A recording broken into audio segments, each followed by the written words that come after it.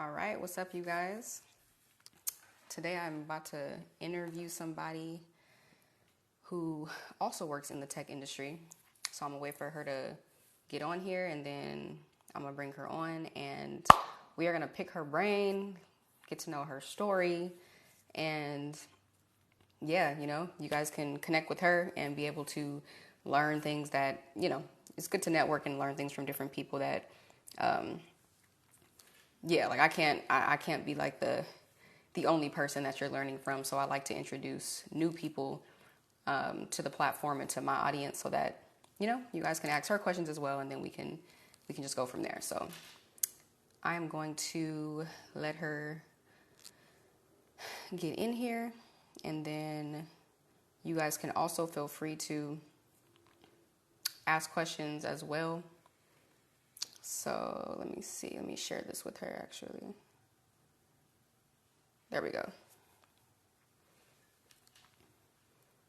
What's up, you guys? We are getting ready for an interview with an amazing person who you guys can learn a lot from. So I'm super excited for this live.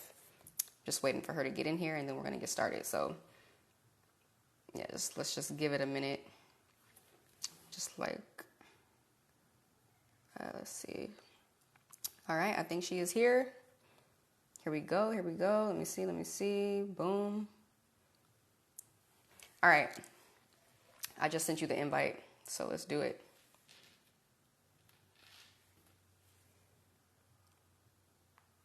Let me see. What are some job titles I can search to make a decent amount of money breaking into tech? So give me like a couple minutes, because I'm going to let the person I'm interviewing answer these questions. So I just invited them to come on. So okay, I just sent the invite, so it should be there. Can I move this? Let me move this way. There we go. So yeah, you guys, save your questions for the person that I am about to interview. She is amazing. She will be able to answer a lot of your guys' questions. You guys will be satisfied. So let me see. Let me know if it's working, because I'm inviting you, but talks to go. Invite. Let me see. Invite Brittany. There we go. Guess. Boom.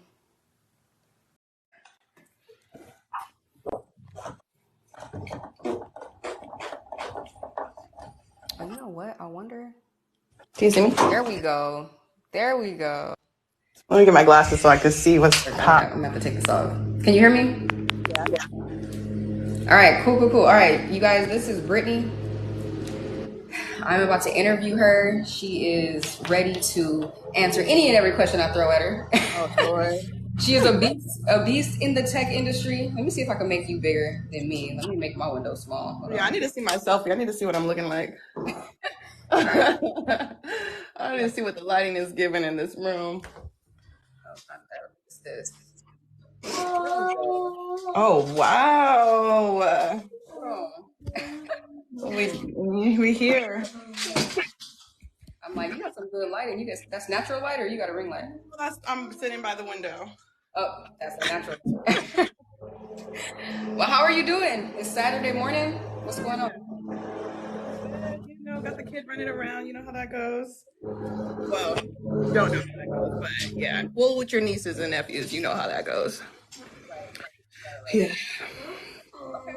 Yeah, what's popping? Ready for this interview? Yeah. Oh, Lord. All right, so we got 52 people literally in here right now. So we're not gonna, make you guys wait any longer. So the whole point of this interview is basically, you guys know what I've been talking about. I broke into the tech industry last year. I've been telling my story. You guys have been following my content. But this is also somebody. So what's funny is this is someone that I actually knew from back in the day, but we knew each other, but we didn't know each other. So basically we went to the same high school, but she's what, 3 years older than me, or about 3? I think like 3. Yeah, so she was like super tight with like cousin. Like, so anyways, it's a whole little story, but basically because of the fact that I broke into tech, she reached out to me on Instagram and was like, oh, like I think you commented on one of my posts and was like, oh, like you said something about tech and you said you work in tech. And I was like, is that girl from back in the day? Like, hold up. So anyways, we've been just reconnecting, or I would say honestly connecting for the first time. And yeah, just kind of sharing our journeys with each other, with our jobs and our experience in the tech industry. And so anyways, I'm gonna give her the floor and let her, I guess, tell her story. So you guys can, because you guys keep hearing how I went through course careers and you guys heard it 1,001 times. She has a different story and I want you guys to be able to hear different ways that you can go about doing something and not just think you have to follow what Juuna'e is doing, because there's a lot of different people out here with different experiences, different paths. So feel free to ask her questions in the chat as we go about this interview. And if you do miss this interview or you have to hop out, I do post these on my YouTube channel, so you'll be able to watch the replay. So anyways, let's get started. So what's your background? What's your story? How did you even break into tech? Let's start right there. Let's start from the nitty gritty. I did not do course careers, no shade. I know a lot of people that have done course careers and I've heard a lot of great things. My journey has been different. I do have a background in retail sales, from Apple to phone sales to Nike, then transitioned to AT&T, which then included some commission sales. That's when I first was like, oh, this is a hustle. Like when a job title has commission, like there's no losing. So that's where I went to more of like harder sales experience, but not that hard because it's AT&T. I mean, it's not hard to sell DirecTV and phones. Then transitioned to back to like a remote customer service type of role that was inside sales. So it was inbound callers. Then I would get the sale after the call. Then I started going on LinkedIn. That's why if you guys see me, I'm on all the lives talking about get on LinkedIn, get on LinkedIn, get on LinkedIn. I went on LinkedIn and I really had this intention of, I want to make more money. I want to make more money on my base pay, so I'm not always relying on my commission, because that's the setup that I was on previously. And I started just seeing stuff about like tech sales, BDR, SDR. It wasn't as trendy and loud as it is today. So I was able to have different interviews, a number of different interviews, to really get the idea of what a BDR is, what you do, what is tech sales, B2B sales. I knew nothing of what that was. I was just on LinkedIn lurking and applying. Got my first role at a startup, making $80,000 with OTE, annual salary. My base was $60,000, so then the rest was commission, of course, and then benefits. But yeah, I got my first job where it was like fully remote, fully just autonomy, and that's how I got started. So you just came across the job, the whole industry, Yep. on LinkedIn just randomly. Just literally randomly, just from typing in job in the job search bar, sales, remote, salary range, entry level, just certain keywords, literally just happened to walk into it. Then I started following other LinkedIn influencers, VP of sales. I started talking more to the field. And that's when I was like, oh, this is a whole thing. This is where the party's at. I'm here.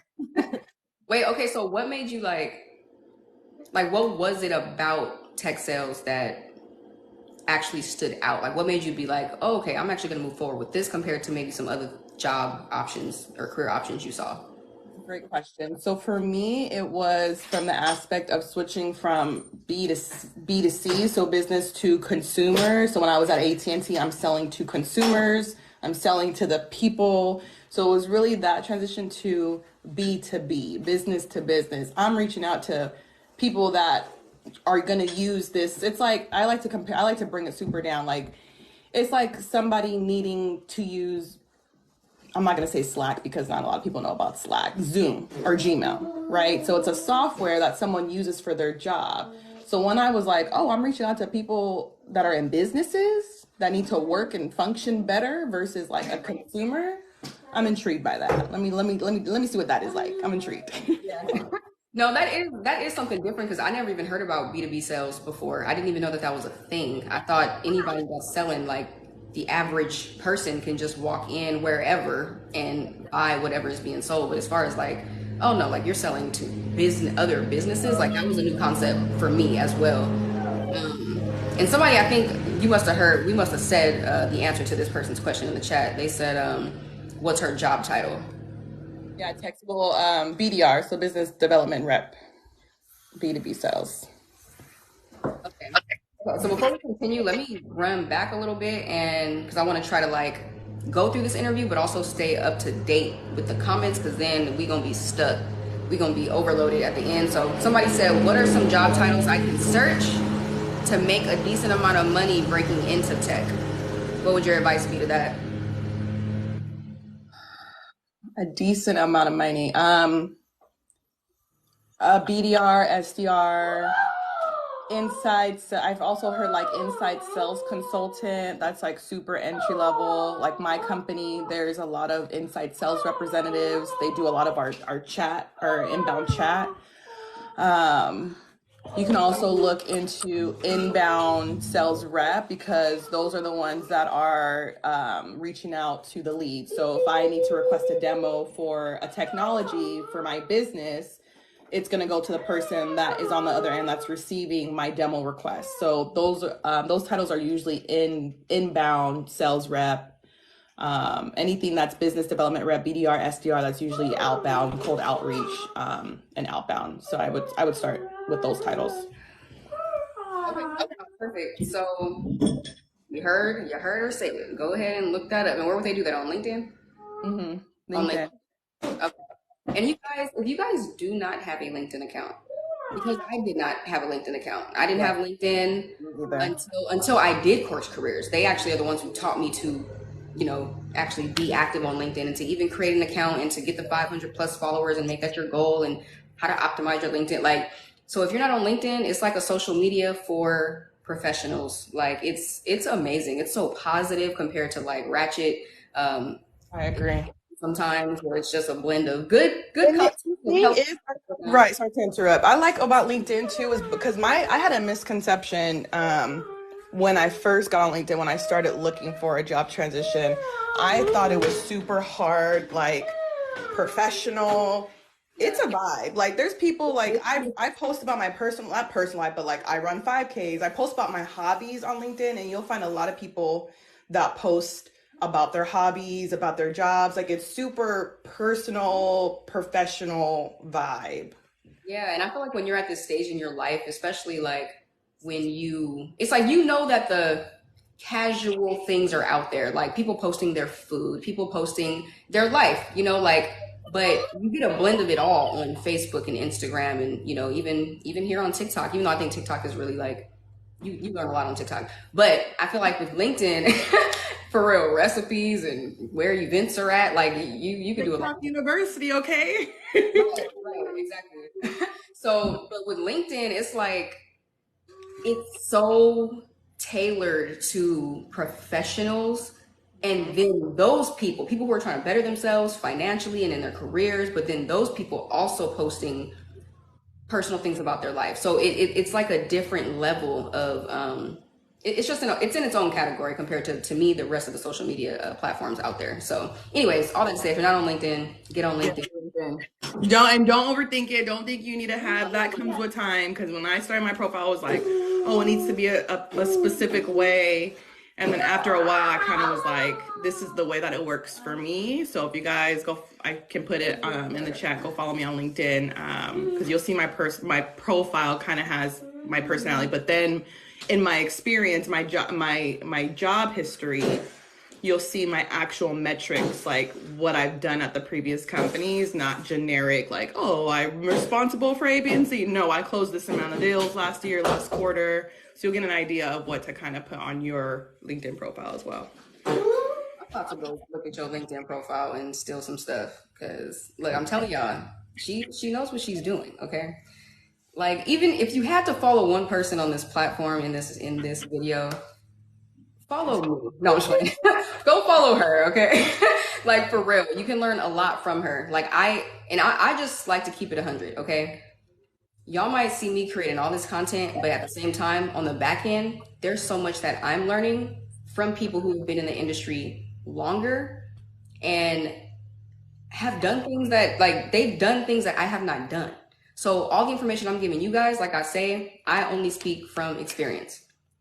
That's why I want to start doing this more, where I bring people on here where they can speak to you guys about things that I have not experienced yet, you know? So, and I think that's the whole point of like networking and like sharing knowledge and information, sharing the wealth, sharing, you know? So I'm like, pick her brain, hit her up personally. You don't got to always go through me and just watch my content. Like the whole point of doing this is to build a community, build a family, and to network. So let's keep going.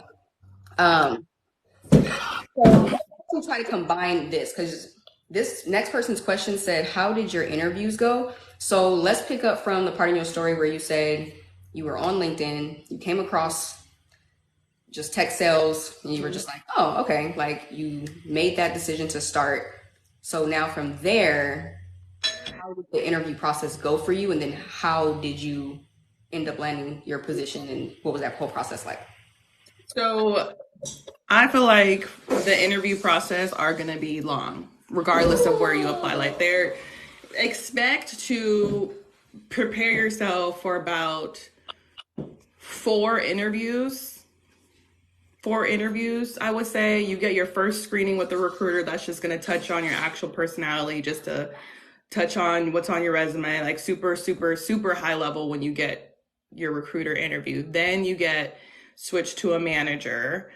Once you have your manager interview, usually every company does a take-home assessment. So they'll give you all of the instructions. For example, my very first, I went through each interview and got the offer, because not every interview I'm getting sent to the sales manager. But my very first job offer, you get your take-home assessment. Take it serious. Overthink it. They tell you not to overthink it.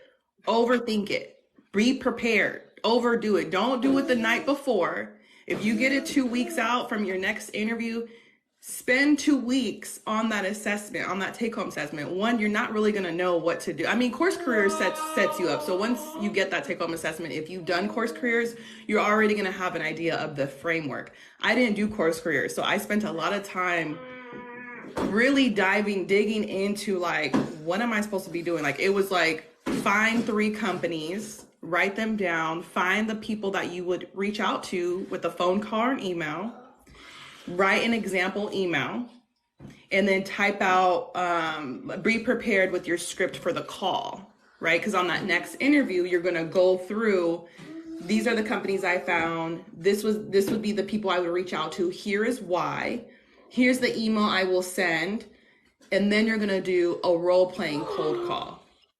Usually that interview is about 45 minutes to an hour. That's how long it takes to go through everything.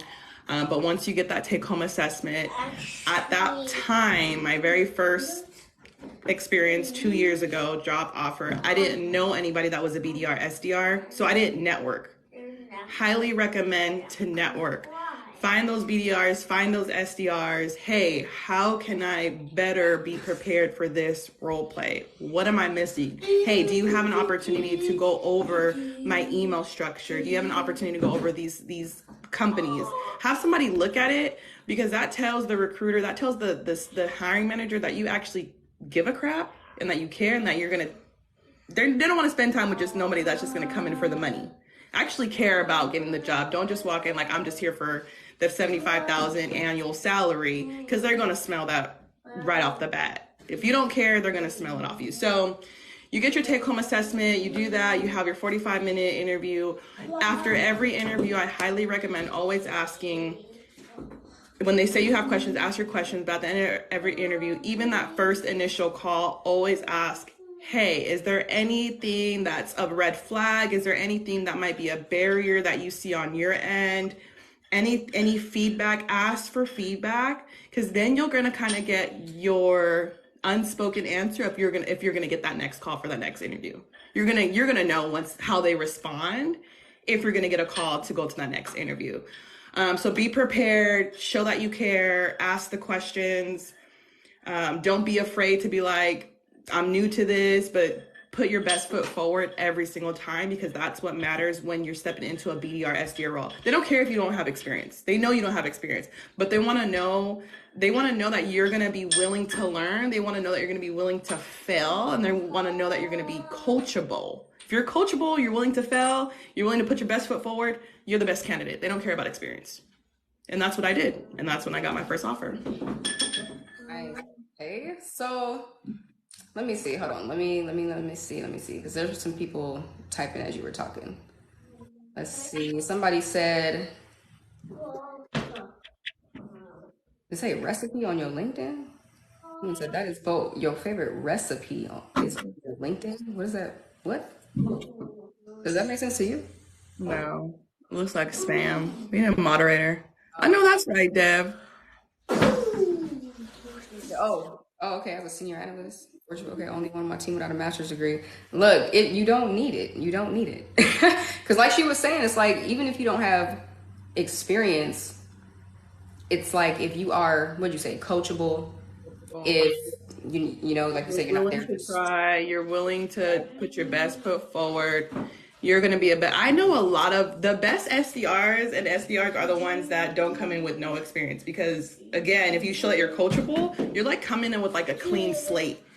So any manager is going to be like, oh, I don't have to, like, because right now I'm being in a new company, I'm unlearning from prior companies when I was a BDR, SDR. So that's kind of challenging. But when you walk in where you don't have experience, but you have the behaviors that they're looking for, that's a good candidate. You don't have to need too much, to be honest. Okay, all right. Let me see. I know. Somebody said, "I love your hair." Yes, I know they're not talking to me. I know they're talking to you, because no, yeah, is it Natita? Sorry, Natika. Every time I see you in your videos or see your hair, I'll be like, I love her. Let me tell you, it's 2023, baby. They want you to, when these companies say show up as your authentic self, because again, especially they try to increase their black numbers and color numbers and BIPOC numbers in tech, show up as yourself, authentic self. My hair wasn't like this when I did my first interview. I think they were like this. I was going through the process. They were short. I was going through the struggle and the process, and was still showing up through those interviews very authentically. So thank you. I felt I had to remove my braids to interview. Am I overthinking? Well, she just answered that question. Yeah, nah. Keep your braids in. Like, you don't need to put the hot comb, whatever, the flat iron to your hair. And if a company doesn't support that, you don't want to work for them. Yeah, exactly. All right, somebody said, yeah, interview process was long, 4 interviews. Okay, yeah. I had 3 rounds. Third round for me was the last one. Okay. All right, so let's get into like what your job actually consisted of. So when you first started working, like, what was that? I always tell them, like, like, I went through a ramp up phase, and then, they train you and all that kind of stuff. And I feel like for most companies, that's probably how it does go. But what was your personal experience? You were fresh to the industry, finally landed the position. What was your experience like day to day? You were still in training basically. And then how was it after that? Like, what was that like? Yeah, so I can speak from 2 different experiences. My first experience was with a startup. So there's a lot of tech companies out there that are considered a startup, meaning they're not publicly traded. They get investors and funding. That's usually the best way to get your foot in the door. If you can find a startup that just got funding, usually they're going to do a massive hiring. There's a lot of risk with that, but that gets your foot in the door to show on your resume that you have BDR experience, and then you can just learn the landscape and then go somewhere else. That's pretty much what I did. So I broke into a startup that got a funding that needed to hire BDRs. They needed to drive revenue because they just got all this funding. That's probably the best way. I think that a lot of people try to get into the big tech companies without experience. That's very, very, very, very hard to do in today's market. I'm talking the Salesforce, I'm talking HubSpot, I'm talking LinkedIn, I'm talking about the big known tech companies. You're fighting up. Let me tell you guys, my current company, there was 500 applicants. There was only 12 seats. 500 applicants, there was only 12 seats. I'm there now. Had I not had the experience on my, thank you, on my resume to ping the system, because it's all system generated, right? So you get disqualified, you get the, you know, the email that says you're disqualified. It's all system generated. So my first experience was a startup. The reason I want to speak to both is because at a startup company, 9 times out of 10, they don't have a super formal training period. They're gonna train you. My first training was like 2 weeks for the first startup. It was like 2 weeks. Like first week was about the company, second week was about the role, and then you're kind of like out. Go ahead and do it. Flee, right? But you are in a ramp period. And a ramp period means you don't have your full quota. So if your full quota is like 10 meetings a month, you start low. So your first month's gonna be like 3 meetings. That's your quota. Your second month's gonna be like 5 meetings, that's your quota. Your third month's gonna be closer to your full quota. Your third month's gonna be 9 meetings, like 8 meetings. Then after your third month, you're on full quota, right? So all of the companies, I say all the companies, I worked at 3 tech companies so far. I know that sounds like a lot, but it's fine. All 3 companies have had a ramp period of 3 months. And the only company that actually had a full formal like training process before I even got to the sales floor, before I even get to my ramp period, was the big tech company. I was in training for 2 months, and then I just hit the sales floor this month. But the startups, you get 2 weeks of training because they don't have nothing set in stone yet. So did that answer the question? Oh yeah, no, that answers it for sure. Do you think that no, honestly though, I'll say it's better with these kind of like with in interviews, it's better to ramble to me because it's like people want to hear your full story, and like you're going to be answering questions that people aren't even thinking to ask sometimes. So I think that it's completely fine because you threw some stuff out there that I'm just like, ooh, yeah, like we should talk about that. So for one, when you said your ramp up was only 2 weeks at the 3 different companies you've worked at, was it a different amount of time for the ramp up like at each company, or was it kind of? No, each company had 3 ramp period. Each company had 3 months, 3 months of ramp period where you kind of get to your full quota. The first 2 companies, the startup companies, the training itself before ramp started was about 2 to 3 weeks. Okay, so the training before the ramp started was 2 weeks. Okay. Mm-hmm. Got you. Okay. All right. And then you said something else that I wanted to touch on. Dang, I should have wrote it down. Let's comments or something. Any recommendations for opportunities for young computer engineers recently graduating? That's more like on the back end, like software engineering, recently graduating. LinkedIn. LinkedIn, like there is a oh my gosh, I'm blanking. There's a group. I always recommend finding groups on LinkedIn. Like search the group that you're trying to. So for example, when I first got my first SDR offer, I searched SDR groups and I found SDR Nation, whole group with a bunch of SDR and BDRs that do webinars every week, right? So find a group on LinkedIn. If it's computer engineers, Black Engineers Association, connect in those groups, not necessarily to like meet people, but like you'll see posts, and that's kind of like your way in. Or people post, usually recruiters will go to those groups to post when they're hiring at the same time. So like SDR Nation is a group. Other hiring tech companies know about that group, and they will go to that group and post their job offers. My second company came from a VP of sales development.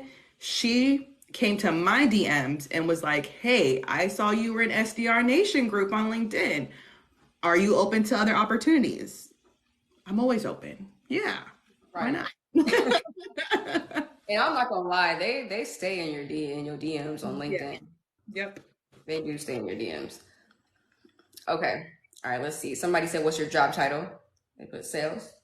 BDR. Okay, so BDR is business development representative or sales development representative in tech sales. So that's her role. Um, okay, someone said the infrastructure is not there yet, so it's easier.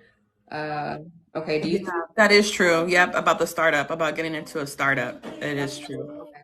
Hmm. All right. Do you think a associate degree in SIST? What's that say? Is that supposed to be like Cisco?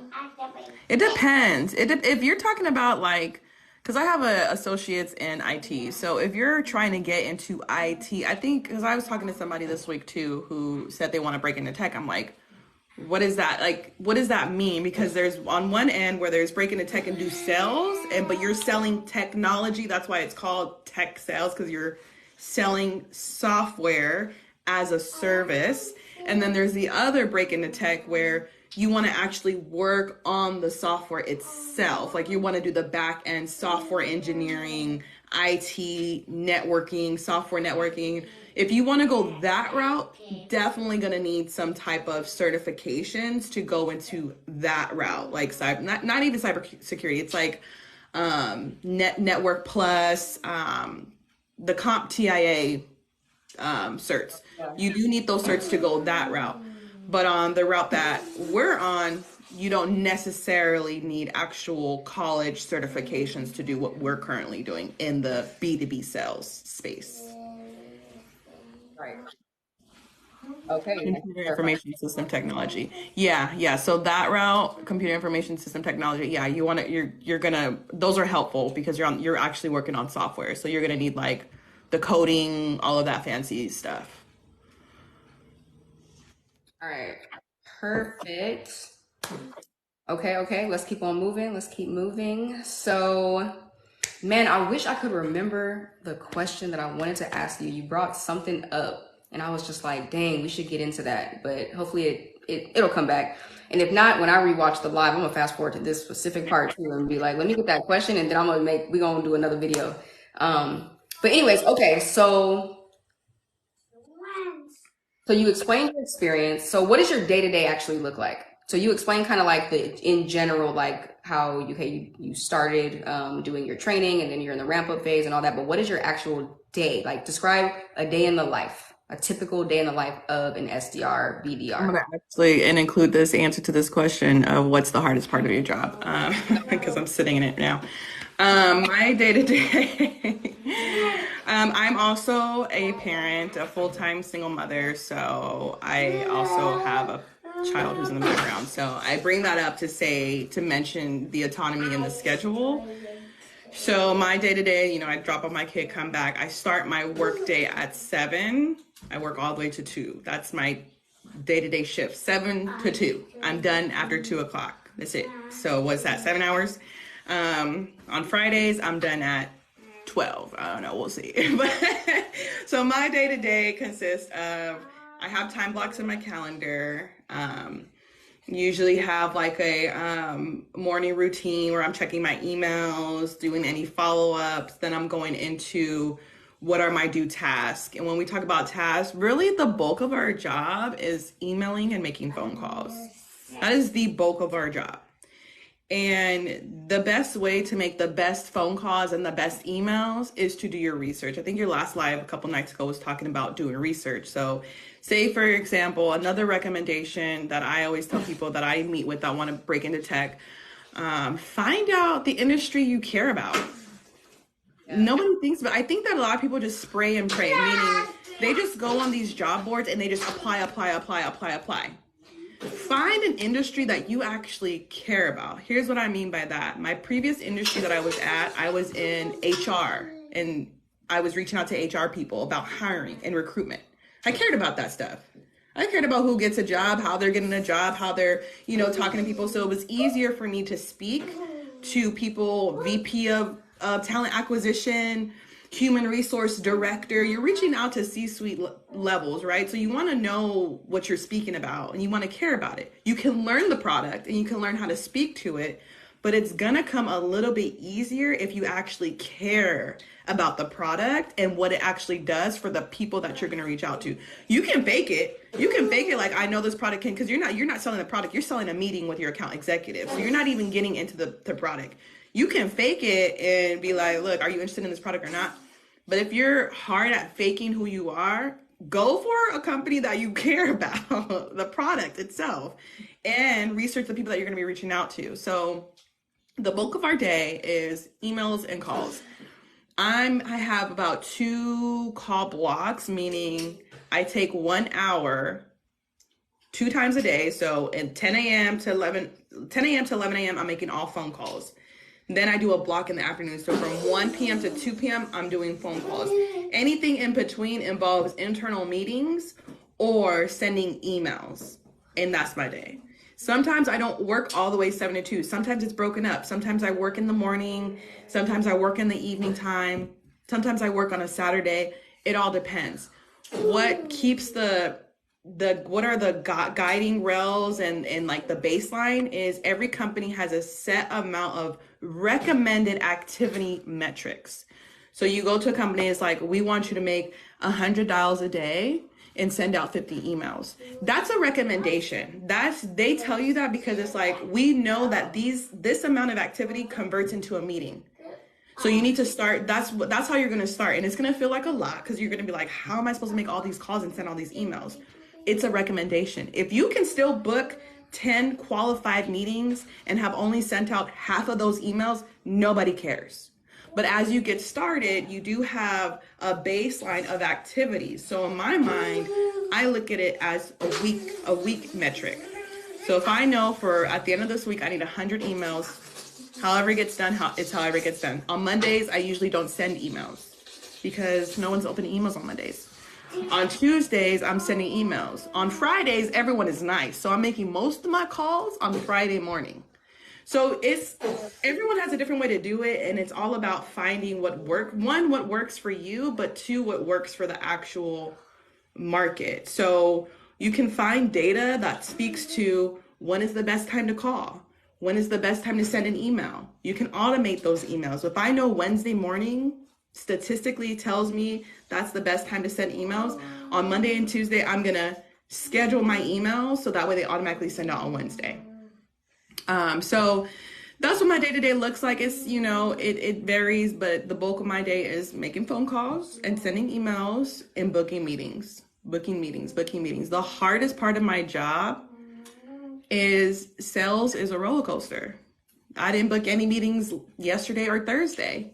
That was tough because I'm trying to take, unplug, but I'm already thinking about how am I going to hit my next week? Like, how am I going to walk into next week to make sure I'm not making up because I still got 3 weeks out of the month, but to get ahead. Because I like to get all my meetings out the way and then take if there's a week left in the end of the month, I'm taking that entire week off.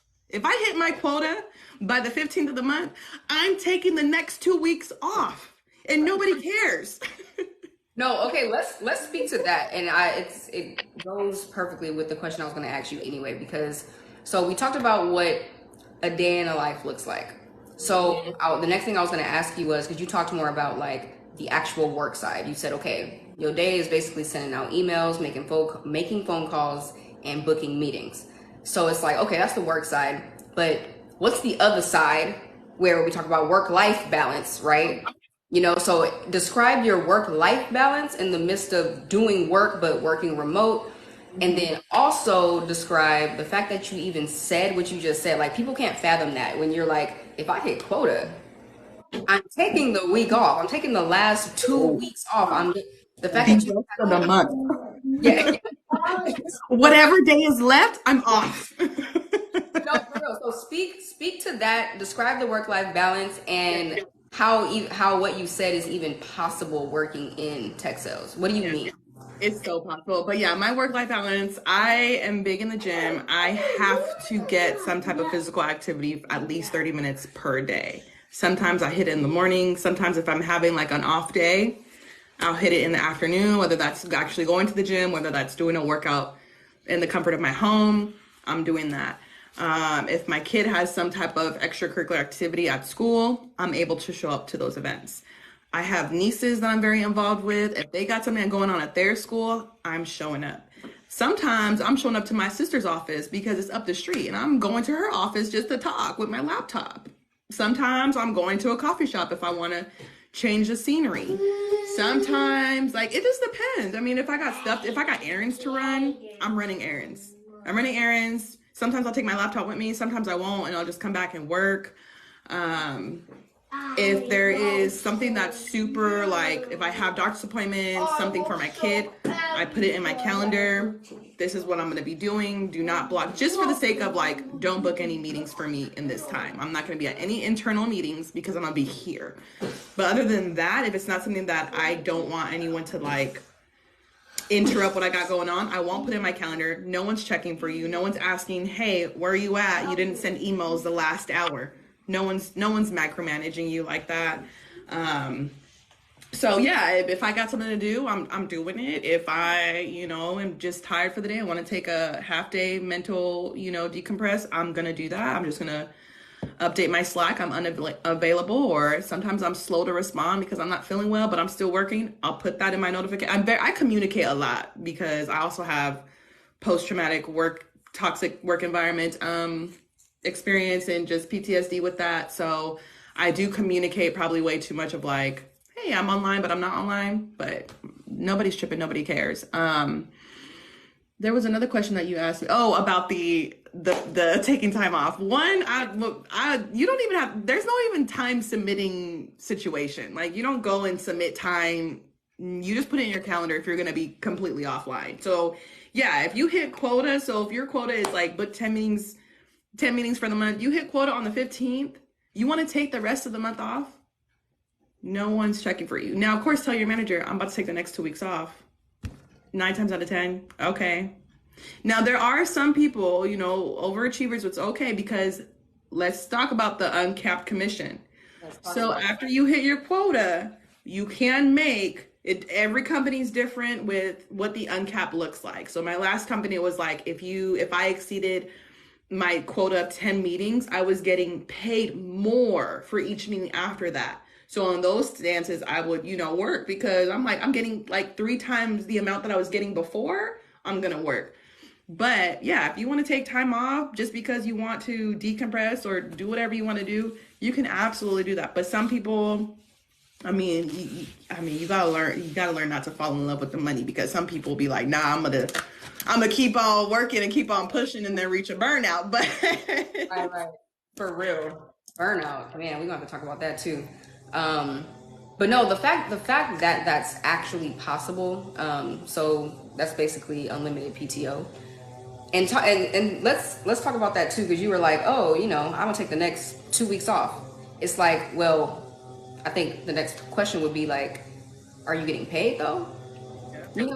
So talk about that, because you were saying, because it's like, if you don't go to work, if you do take that time off, you just spoke on, well, somebody might not want to do that, right, because they might want to make more money. They can exceed their quota. They got 10 bookings by the 15th of the month. They might be like, well, I'm gonna try to shoot for 13 because commission's uncapped. Or they might be thinking, well, I don't want to take time off even though I hit quota, because I don't want to be off for 2 weeks and not make no money. So what's that about? Right. So when I broke into tech, it was also my first experience with salary. I was used to clocking in to somebody's clock, watching my hours, like, oh, I got to get 40 hours. And I would make up hours if I missed hours, because psychologically I'm like, I'm missing money because I'm on this clock. When you're on salary, you're not clocking in. You get the same base, right? So if your base is 60,000 per year, that's 2,000 per check. You get paid twice a month. So for a fact you're going to get that.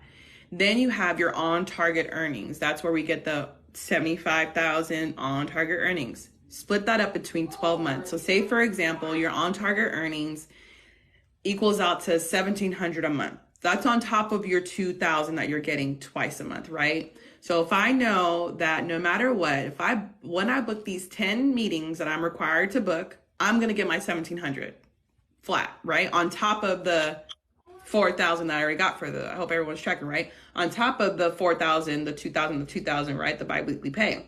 I know once I hit so say it's October 15th, I booked my 10 meetings. I already know I'm going to get my base pay. Now I know for a fact I'm going to get my bonus of 1,700. So you can do one or two things. Again, you already know what's coming in because you hit your meetings, especially if they've already happened, because every company is different. If the meeting hasn't held, you won't get paid until the actual prospect shows up to that meeting. So if everything is clear and in the green and you're good and it's clocked, you're gonna get your commission, which is 1,700 for the 10 meetings that you booked. You're good. You know the money is coming in for that month. You're good. Now, again, you're gonna get paid the next month, but you're getting that commission check the following month. So why not take that time off? I mean, I get it from the perspective of, well, I want to get ahead for the next month, but anything you book in that month is going to count for that month. Wait until the next month to book those next meetings. Take the damn time off. Take the time off. I swear I've done that, and I felt bad, but at the same time I was like, look, I gotta strategize out because it was like the end of the month. I had already hit quota, and somebody was interested, and I was like, I'm about to like take my time and let this week pass and be like, oh yeah, if you're available next Wednesday. Usually I would have been like, are you free today? Are you free because you're trying to hit quota? But if you hit it, it's like, oh yeah, are you free on the week of the 5th? The week of the It's so funny because I noticed for me when I hit quota, when I hit quota way before the month is over, my whole energy changes. Like you said, I'm not as, pushy, I'm not as aggressive. So in my mind, I'm like, I might as well take the time off because I'm already half-assing it anyways. Like, no, and there's such a we need to talk about this too because from what I've gotten from you and like from our conversations, like you work your butt off, like you work hard.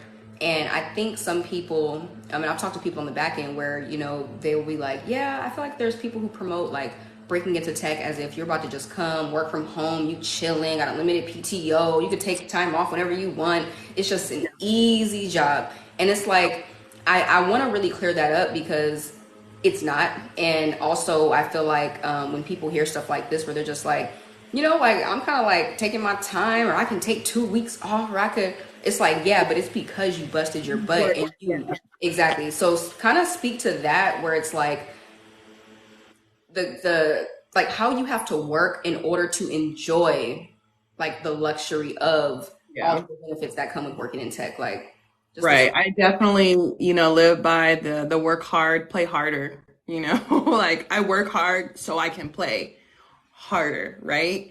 And the people that I talk to that, say they want to pivot their careers, I always ask them their why, because while it's cool to be money motivated and money driven, we all know money doesn't buy happiness. So there has to be another why. For me, my why is the autonomy, the fact that I can show up for my kid, the fact that it's so work-life balance when it comes to my kid, because I've worked with companies that didn't allow me to show up for my kid, even if my kid was sick, very, very severely sick, it was always a problem.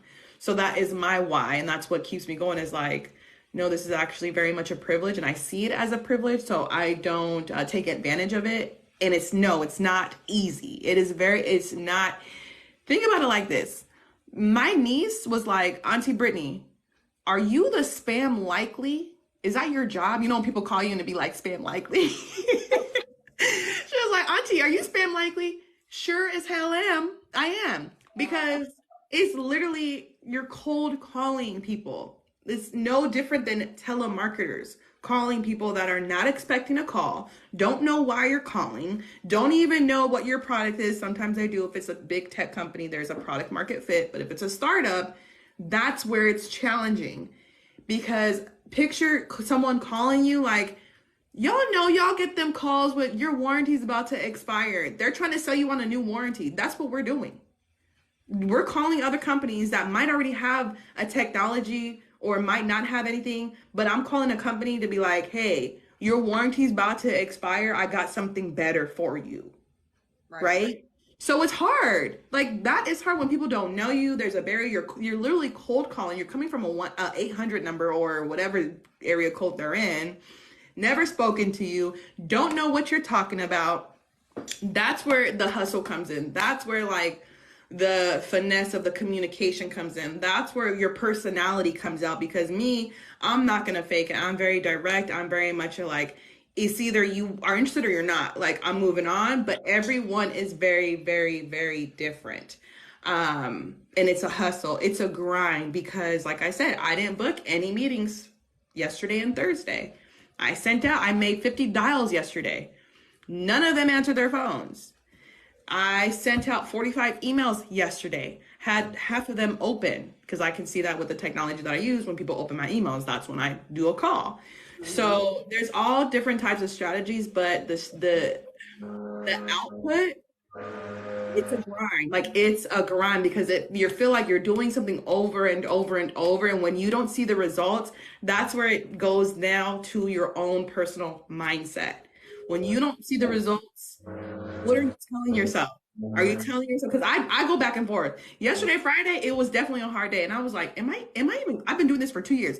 Am I even cut out for this? What am I doing? Like, I'm not good at this. Like, what am I doing? Like, it's all about mindset, self-discipline, self-motivate. Because again, you're working remote. Only you can push yourself. Only you, no one's gonna push you to do the damn job and do it well. And you have to kind of learn what works for you. Like my colleague, my mentor, she doesn't send emails at all. Like she said, she is like, I rather make calls. I don't care about emails, and that's what works for her. She hits her quota every single month by making phone calls.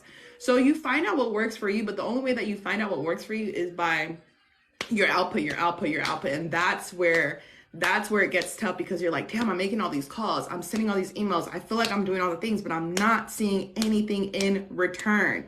What else can I do? Don't reinvent the wheel. You have to keep going. You have to keep on pushing. And that's what the hardest part of this job is not knowing how to find that balance and not knowing how to stay positive, keep your mindset afloat, because everyone goes through it. Everyone, it's a roller coaster, and that's what makes it challenging. And I'm a very emotional person. So I take things personally, but I pride myself on working hard and in my numbers. So I say that to say it's a hustle, it's a grind. Like it's really a grind. You got to keep at it. You got to keep at it. It's like going to the gym. You can't just go to the gym 3 days and then you're done for 6 months and you're like, well, I went for 3 days 6 months ago, like where are my gains at? It's not going to work like that. Or you go to the gym, you work with a personal trainer for one full month and you're expecting all these changes, but you stopped. So what are you going to get out of anything if you stopped? Right. No, that's a really good analogy because I feel like there's certain things you can do. Like for example, you could like school. It's like you work hard and there's a point where you actually get the degree. You know, it's like you reach the goal, you've achieved it. Now you can like be like, oh, I made it, I'm good.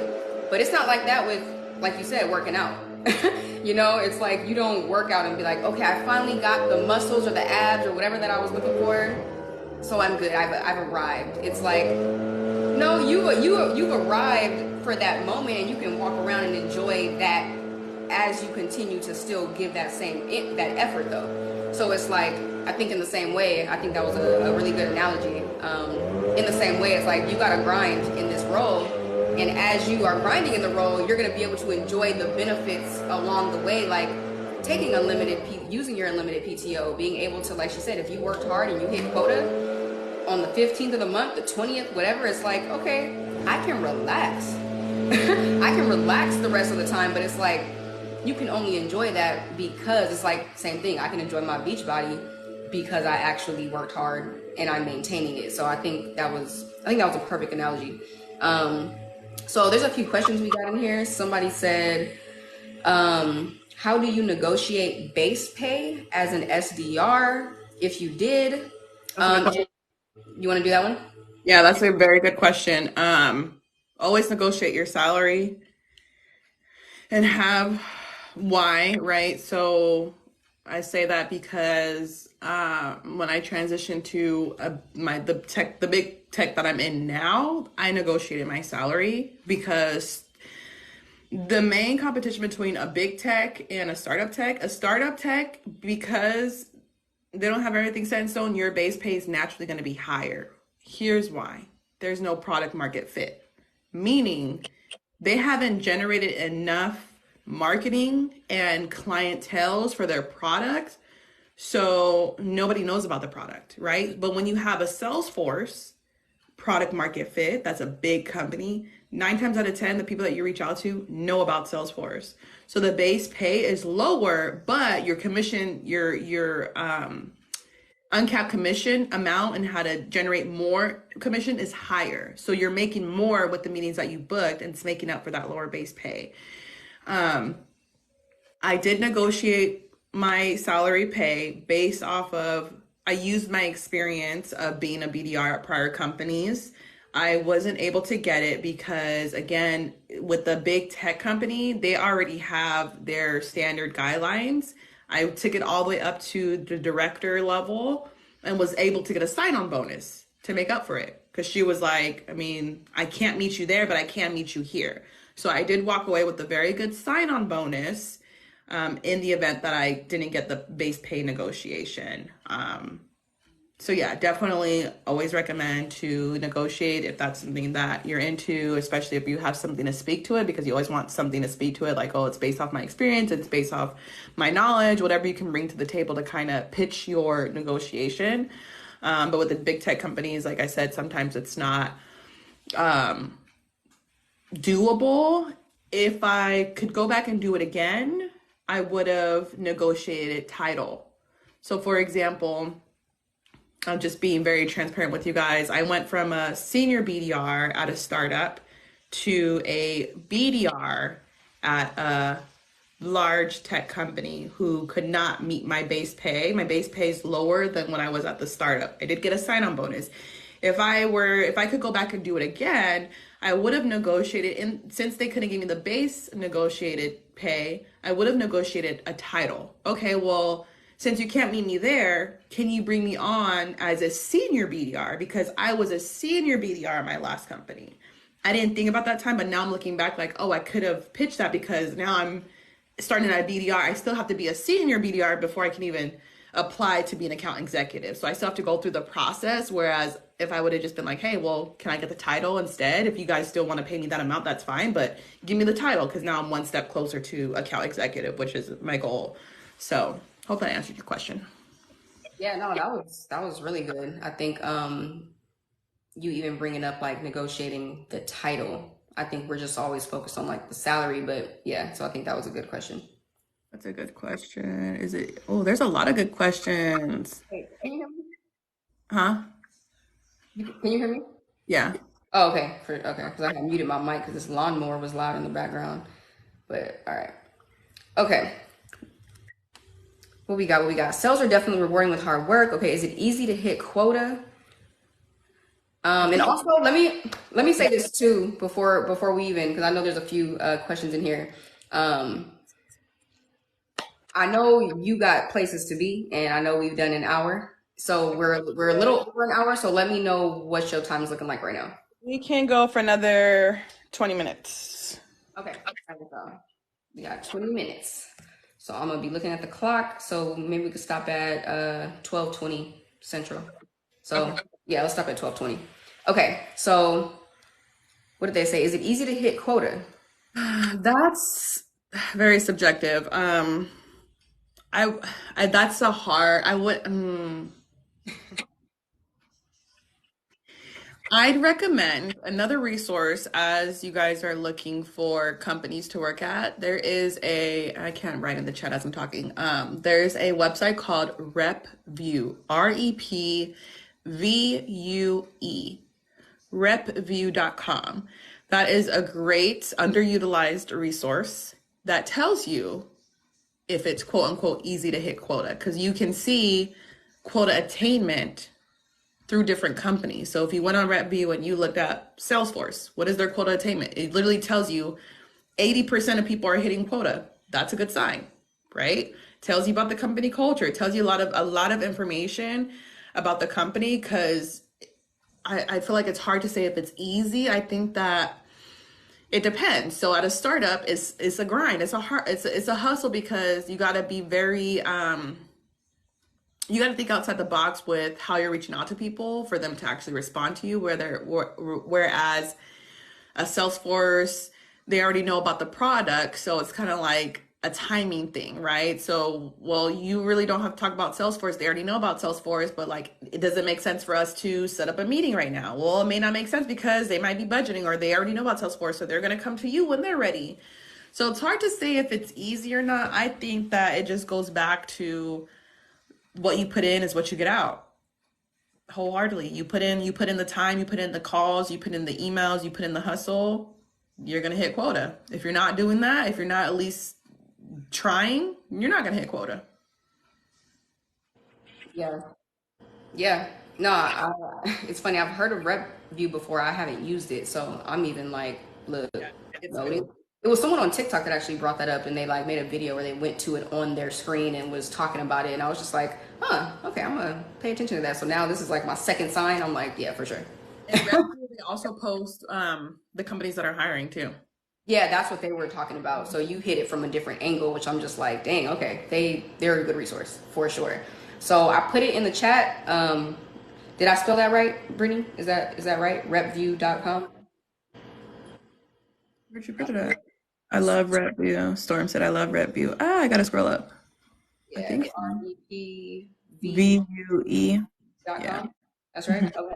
Yep. All right, you guys. Even if you don't use that right now, copy, paste, put it in your Google Docs and your email, send it to yourself, something. Just know that that is a resource that you can use. All right, let's keep going. Someone said, okay, I didn't know that. I just used to. So salary? See salary. Okay, they're replying to what you said earlier. Okay, somebody said, my dream company is Procore. I never heard of Procore. Have you heard of Procore? Never heard of Procore. Yeah, I never heard of Procore either. I know, what's it called? Zoom Info is a good company. I Uh, work with somebody that used to work there. yeah, my one of my really good friends worked there. She don't work there no more, but she used to work there too. All right. Someone said, yeah, I love RepView. You have to add info from your last job to access it. Okay. Someone said your comment isn't in the chat. Oh, okay. I thought I put it in there. I can see Awesome. it on the side. Yeah, IBM is definitely a big Somebody asked a different question up here. Hold on. Let me go back up. They said, when your current company asked why you left your last job, what did you say? That's a good question. I'll read it again. When your current company asked why you left your last job, what did you say? I'm super transparent in a very positive way. So I say that to say the reason I left was because of career development and growth opportunity. I was also looking for more, a company that valued culture and what that looks like and how I look. And I want to see people that look like me. So my current interview, they didn't ask why I left my last company. The company prior to that did ask why I was interviewing for other companies.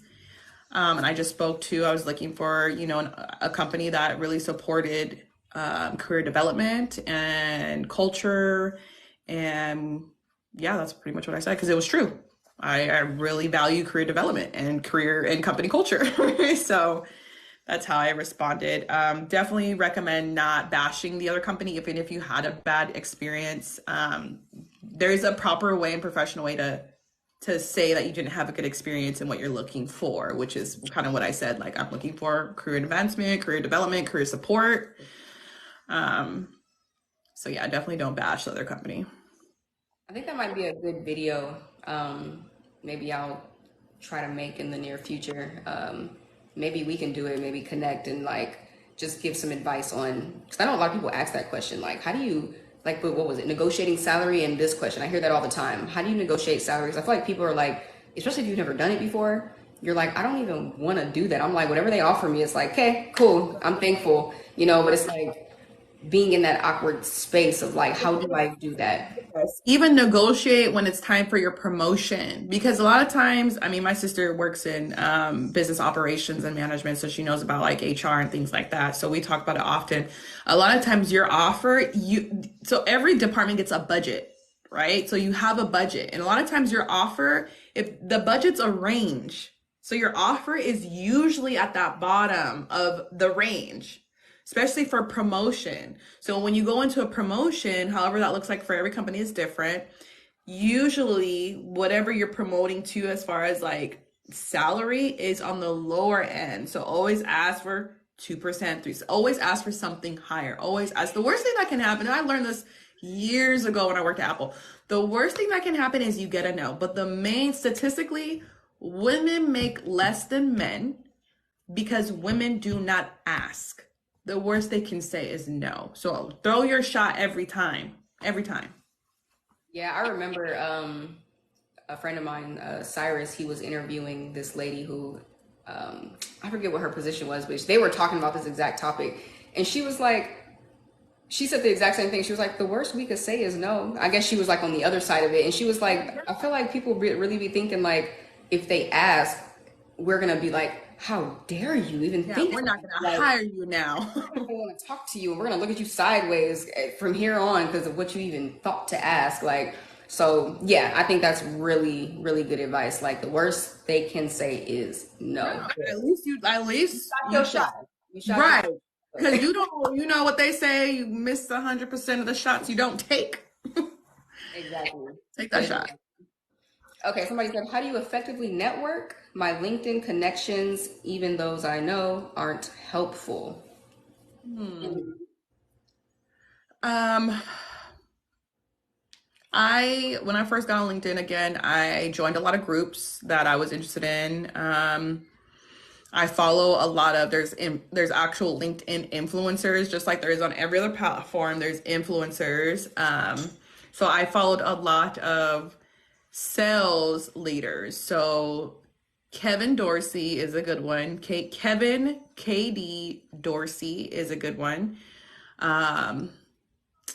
The CMO at Clary, I can't think of his name. I do this every time. He's another good one. I say that because when you follow in those individuals that are posting a lot, you then get into this funnel of then you have BDR and SDR managers who are influencers on LinkedIn. And I follow a lot. Then I follow in a lot of those people. And then you see a lot of BDR and SDRs that are just posting on LinkedIn. I follow a lot of those people. And then when it comes to like, how do you do your part in networking? Start slow. I don't know. There might be some introverts. Start slow. Like their post. Reshare their post. Then when you want to come out of your shell, start commenting on those posts. Put your actual ideas. If you like the post, cool. But now comment on those posts. Talk to what they're talking about. Put your input in. Get you out there.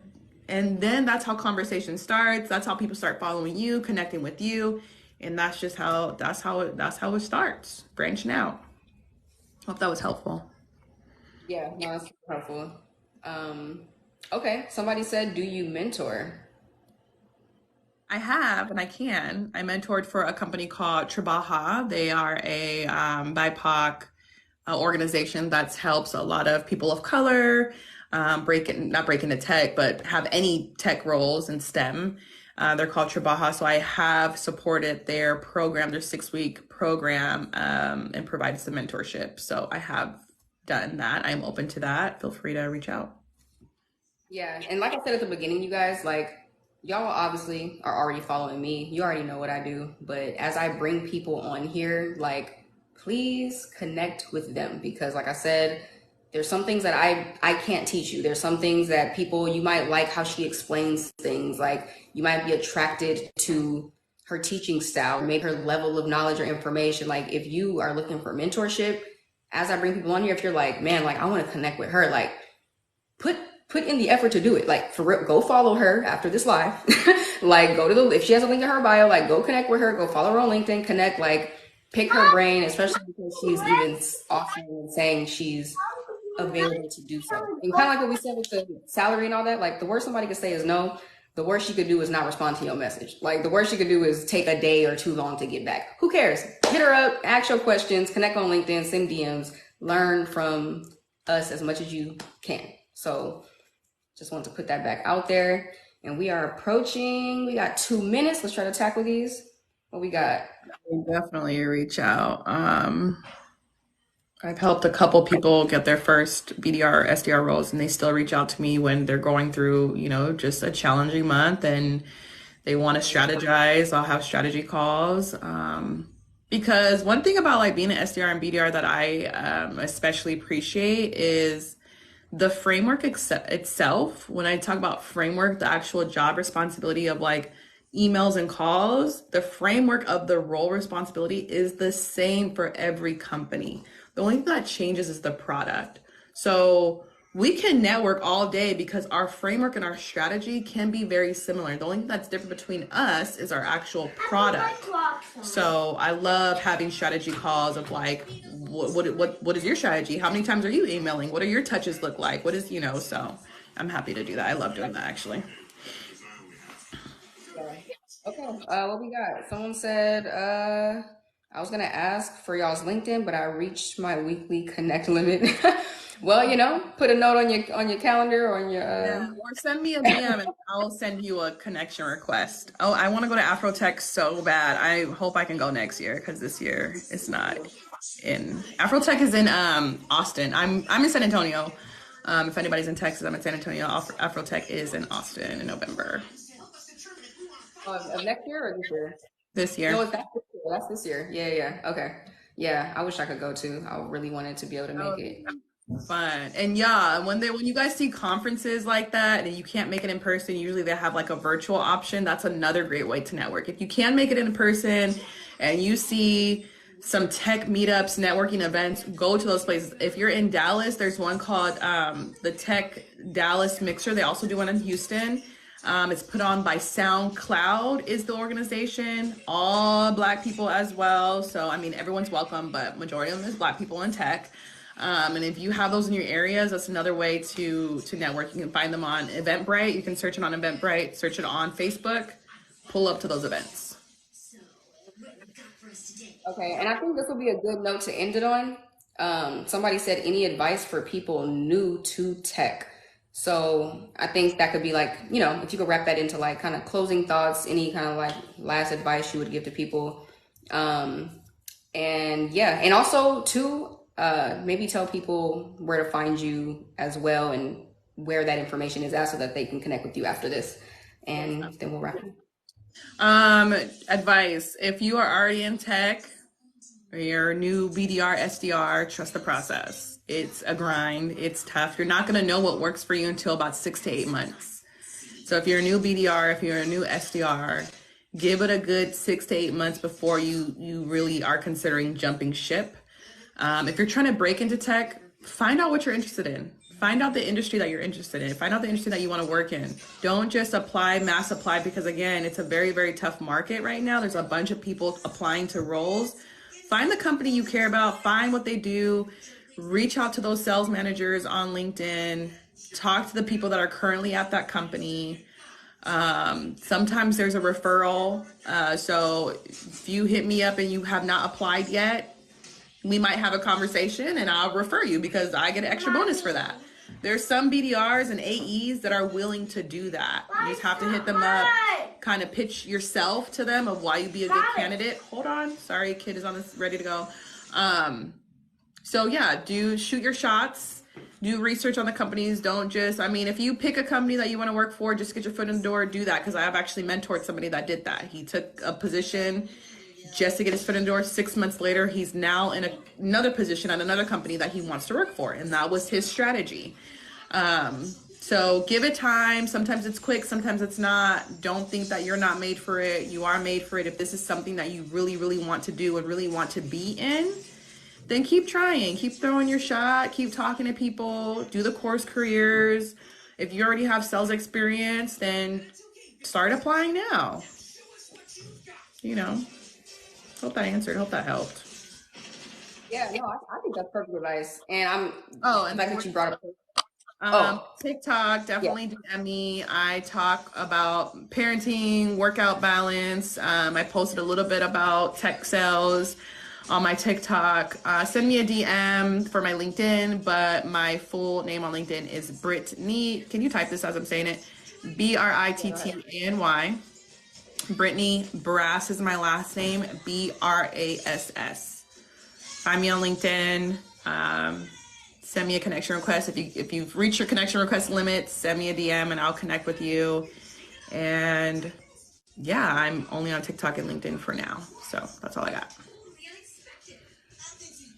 Okay, adding on LinkedIn. I should have put that all in the same sentence. Okay, but okay. So thank you, Brittany. I know we've been trying to do this for a minute. So I know we gotta do it I'm again excited. because I love this. I love this, and we say this over time a lot of times. So we have to do this again. There's so much we can talk about, and I love to talk. So Yeah. No, I'm glad you do because you have so much to give. You have so much in your head. It's like not only are you actually living it and doing it, but I think you're a really good communicator and you explain things clear and well. And I feel like a lot of people got a lot of value today in this live. And I'm thankful and honored that I'm gonna be able to even once I download this video to have this on my YouTube channel. Somebody says she is. Yeah, no, for real. Like I'm barely going to be a year into tech. And so the fact that I don't think you mentioned that. How long have you been in tech? 2 years as a BDR. Going on 2 years now. So, it's always a discipleship, mentorship experience when you meet people who are further along than you. Like, I just think that it's important to connect with those people and to just listen and to learn, take notes and apply and connect and reach out and ask questions. Like, that's what it's about. So, thank you, Brittany. And And yeah, you guys will see this exact recording on YouTube. I'm actually gonna post it today because it is the weekend. I usually post once a day, but and Monday through Friday, but I'm gonna post it today just cause I'm not gonna make y'all wait till Monday. So yeah, all right. I'll see you guys on Monday though. All right, bye y'all.